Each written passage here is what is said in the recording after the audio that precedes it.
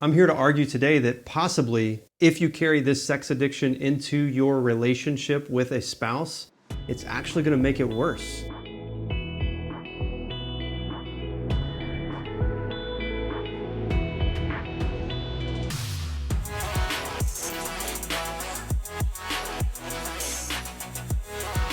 Hello again, friend, and welcome back to Sex Addicted Christian.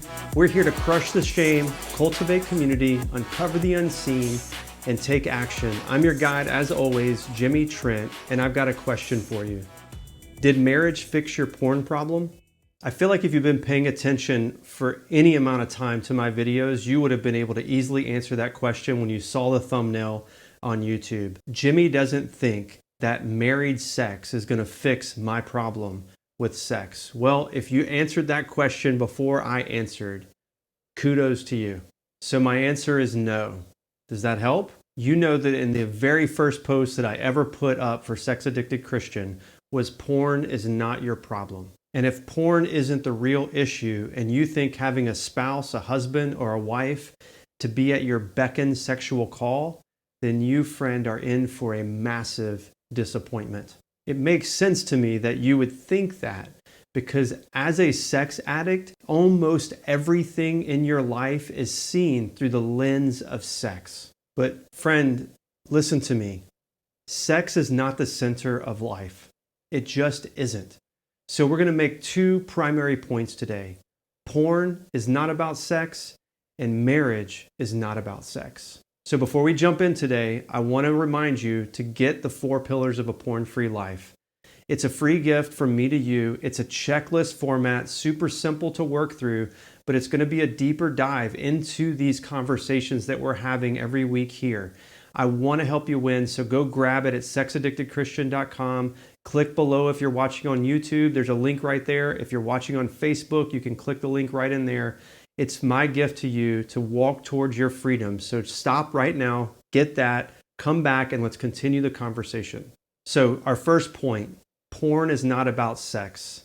That may be a surprising statement to you because porn actually is sex, right? Porn really for us, when I say porn, I mean our use of porn or our addiction to porn isn't really about sex. Porn really has, for you and I, become something that we use as a means to satisfy these desires that have risen up to what feel like needs in our heart.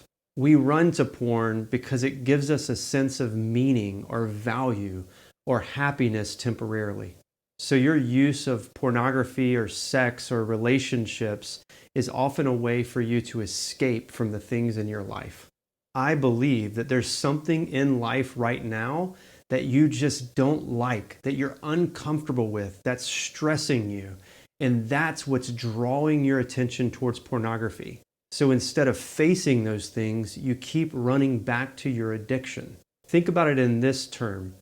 Your pornography addiction is a way that you are coping with life. Do you know what the Webster's definition of coping is? To deal effectively with something difficult. Now, we need to qualify this definition for our context for sure. First, I would like to say that coping with life's difficulties through the use of porn often seems effective in the moment, meaning that in that moment, you probably are forgetting about life's difficulties or the circumstances that you're trying to avoid. So it does seem effective at the time. However, and I hope you realize this, your sex addiction is creating yet another difficulty. It's stacking a problem on a problem. Hence, the addictive cycle spins or continues because you're using pornography to deal with life's difficulties, creating for yourself another difficulty, which is using pornography and being addicted to sexual broken behavior. Then the only way you know how to deal with life's difficulties is to then go to pornography again. So you're coping with pornography and then you're coping with pornography by going back to pornography. It's actually insanity.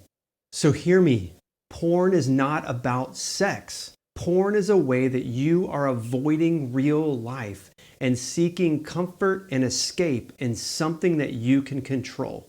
You need to identify these things that you're trying to escape and look for a new way to deal or cope with those things.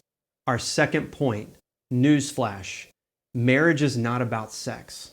But what does any of this conversation have to do with marriage? Well, it's not that complicated, right?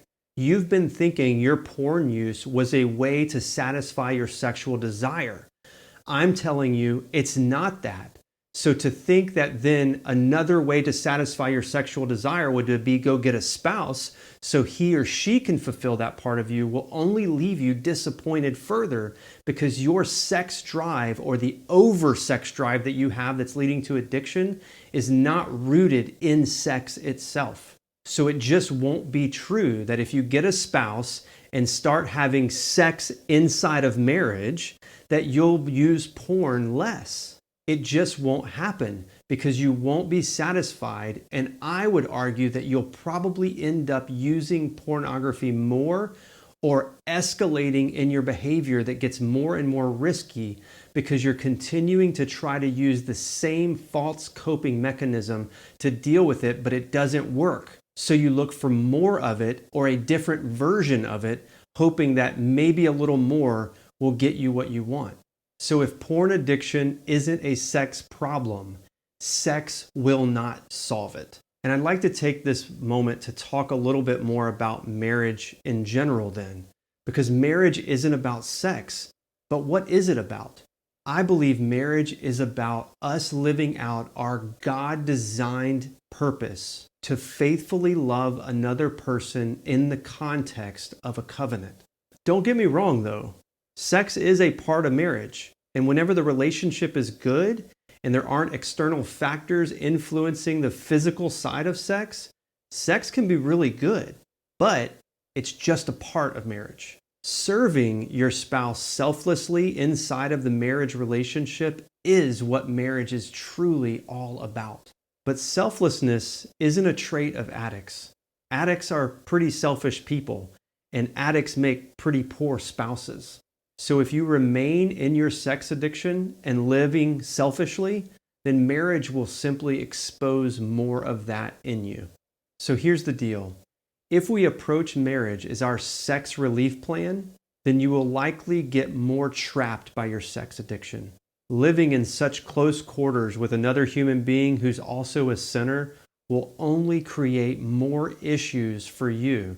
So you have to deal with the true underlying things in the addiction to pornography, or you're going to just run into more issues relationally, which will then lead to more coping sexually. So the bottom line is, getting married and having sex doesn't fix your sex addiction. You've got to deal with your sex addiction before you go to the altar. So I want you to do 3 things in conclusion today. First is this: accept this truth. Porn is not a sex problem, so married sex won't solve it. 2, commit to facing your sex addiction head on. And you can do that by my 3rd application point. Download the 4 pillars of a porn-free life. It is my gift to you to help you and guide you along the way in facing this sex addiction head on, crushing the shame, cultivating community, uncovering the unseen, and building an action plan. I want to help you. I want to serve you as always. I love you so much. If these videos are helping you in any way, please subscribe to the YouTube channel, leave a comment, share it with friends. Let's get this message further out. Freedom is available to us. Go get your freedom, friend. I'll see you again next week. If you need anything, as always, email me. I'm here. I hope you guys have a great week. God bless.